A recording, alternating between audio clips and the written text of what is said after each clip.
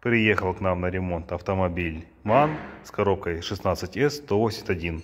Изначально в эту коробку попала вода, то есть гнил корпус, масло стало эмульсией, а эмульсия с трущимися деталями не очень хорошо работает.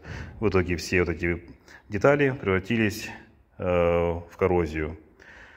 Значит, клиент не стал обращаться на какую-то станцию к агрегатчикам и решил самостоятельно починить свою коробку. Разобрал коробку, заменил первичный вал, пару подшипников, конус повышенного ряда, после чего коробка была собрана и появились новые проблемы. Значит, вылетание всех передач, которые включались вперед, все передачи вперед, вылетали когда едешь с горки, либо когда бросаешь газ. И также, когда переходишь с повышенного на пониженный ряд, происходил из коробки какой-то хруст. Как показала дальнейшая разборка, это была крестовина, которая цеплялась на выходной вал. Вот в таком вот она состоянии. Кстати, обращайте внимание обязательно на крестовины. Они могут давать вибрацию и непонятные звуки. Значит, по сборке было неграмотно подобраны синхронизаторы половинок. Вместе с скользящей муфтой, то есть узкое и широкое кольцо. Также третья и четвертая передача была подобрана неправильно. Начиная от муфты и вот широкое узкое кольцо. И первая, вторая передача тоже была подобрана. Здесь 156, здесь 46, то есть долго бы это все не работало. Все шерстями покрылись коррозией, как я уже сказал. Корпус имеет вот такой вот большой люфт на подшипнике промвала. Клиент, значит, нам приехал. Сейчас будем ремонтировать всю эту коробку. Сюда вот ходит, все, сюда не ходит. Давай попробуем, он максимально туда. Вот он не идет, он заклиненный, там что-то хрустит. Слышите? Корпус имеет у нас вот такие вот отверстия, вот здесь. Вот где-то, если приглядеться, есть такие небольшие гнилушки. С этой стороны, вот они здесь обварены, которые места были сгнившие, зачистили, замазали все герметиком. Сейчас мы отвозим корпус и навариваем сюда лист алюминия полностью. Оставляем это отверстие и подсолнухом. Все остальное будет заварено. Корпус заварен, то есть наложили вот такую вот алюминиевую плиту полностью. Новые запчасти пришли. Значит, ремонт вместе с запчастями и работой выходит 519 тысяч. Это у нас тут все новые синхронизаторы, подшипники, шестерни, водила новая. Все, приступаем к сборке коробки.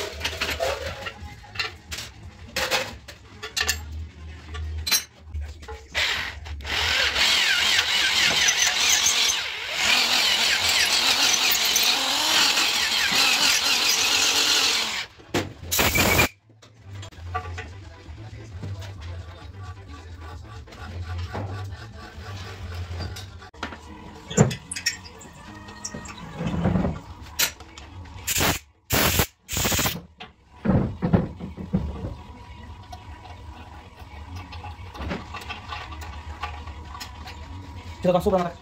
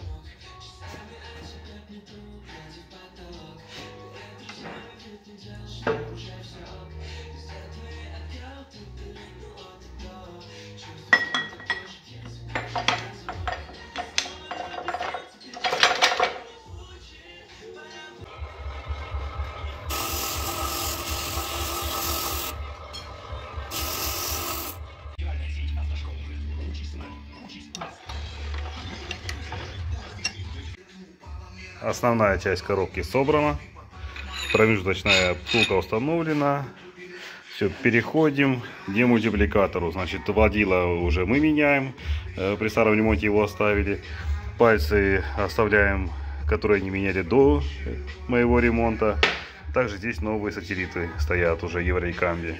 Все, собираю сюда и фиксирую клинами вот этими разрезными.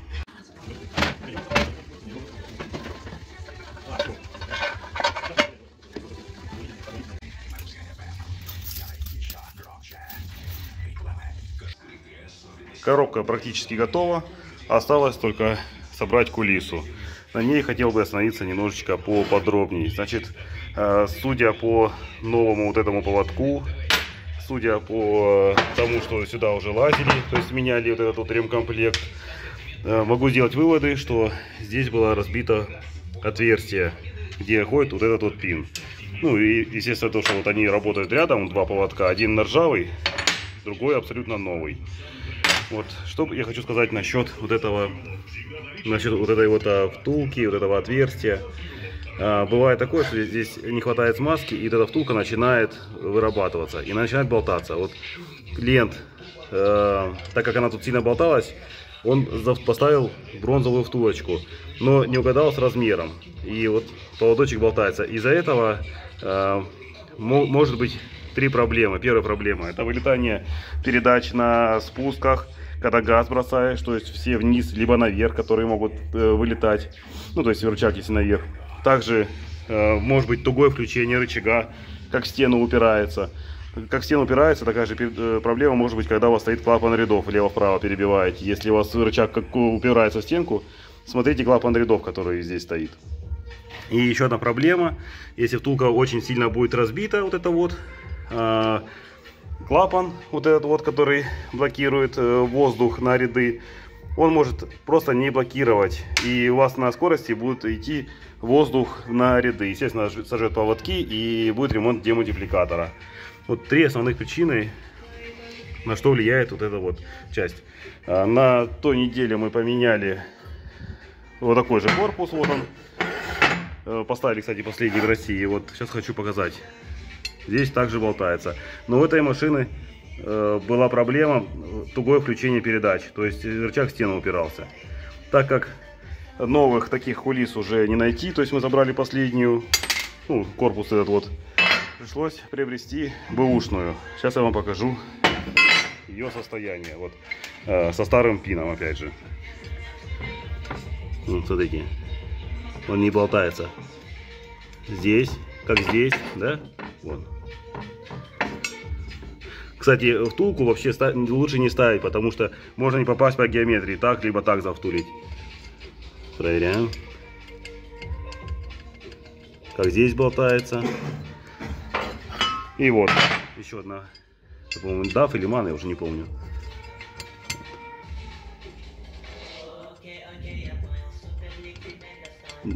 Болтается очень сильно. Это вот, которая стояла на мане, из-за чего вылетали передачи, которые вниз были включены. И бэушная.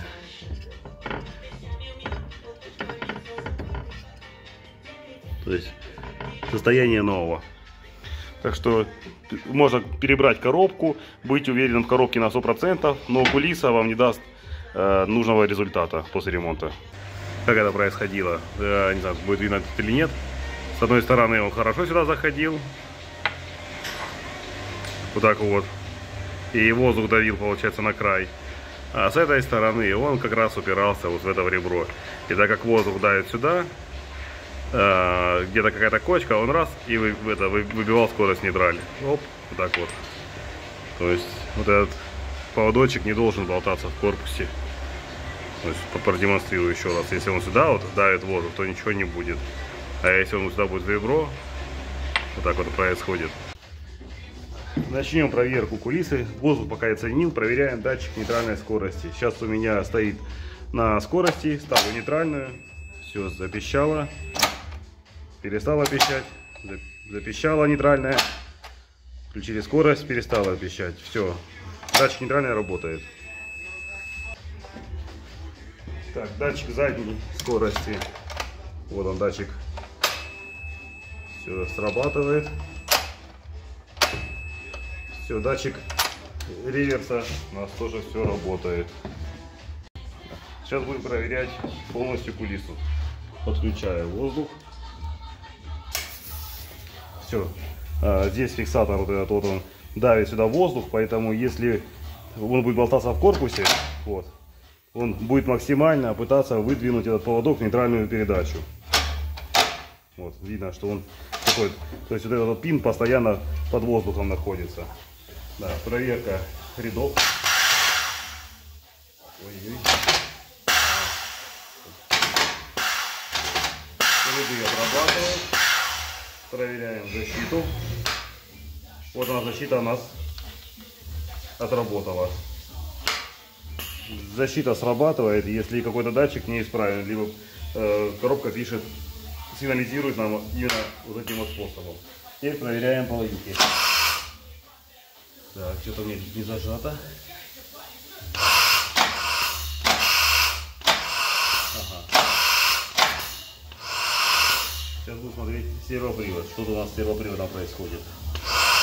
Слышно?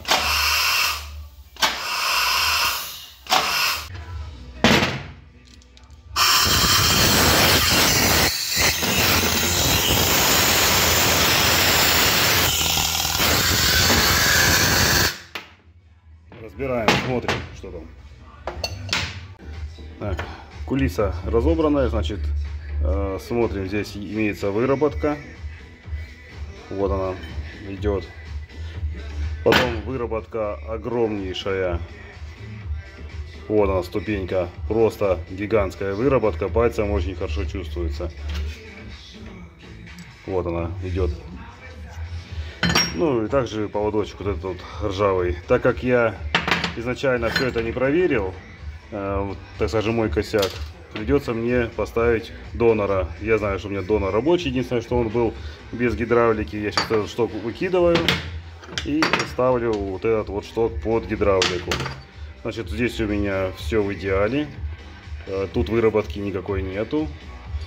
Ну и также цилиндрик. У меня немножечко есть коррозии, но он намного лучше, чем вот этот, который стоял.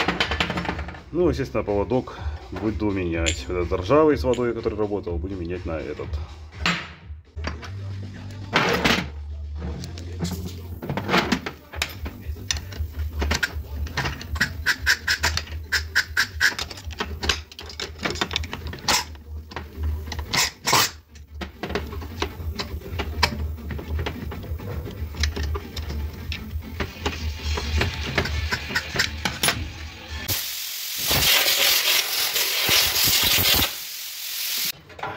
Картина у нас продутая от всякой пыли и песка. Диск у нас новый, подшипник внутри там новый. Лепестки стоят нормально. Все, коробка подвязана. Приступаем к установке.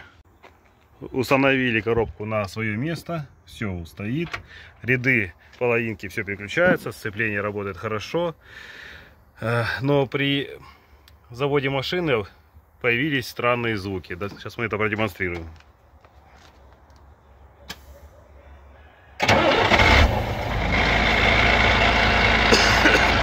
Вот так вот барабанит коробка. А ну-ка, сцепление просто нажми. Сцепление нажали, тишина. Отпусти.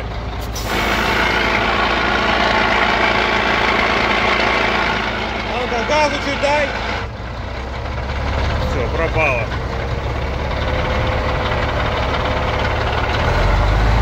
Все, когда газ добавляешь, коробка работает тихо. Только холостые появились, появляется вот такой вот звук. А ну-ка, просто подгази чуть-чуть, убери. Нет, просто убери ногу, подгази и убери ногу.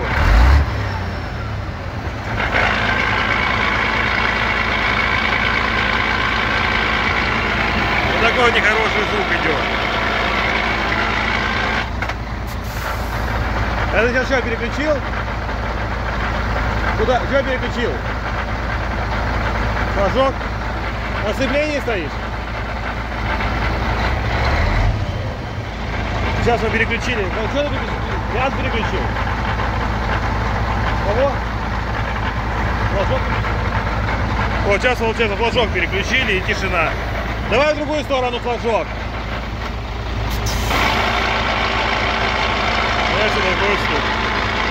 Давай в другую сторону флажок. Вот такая тишина. В чем дело, не можем понять. Мы знаем, что в коробке все идеально, все отрегулировано. Теперь как донести до хозяина, что в коробке все нормально. Вот это вот проблема. Хотя завод ZF говорит, что потусторонние звуки, если добавляешь газа, если все проходит, из коробки успокаивается, значит все нормально. Вот как это сейчас клиенту теперь объяснить? Вот это самое сложное. Обратили внимание, что коробка шумит только на повышенной половинке. Вот сейчас у нас пониженная, и коробка работает тихо. Вот. Сейчас переключаю флажок, нажимаю педаль сцепления, все. И появился вот этот вот неприятный звук. Нажимаю педаль сцепления, тишина. Начинает барабанить. Еще такой нюанс. Сейчас увеличу обороты вот до 6.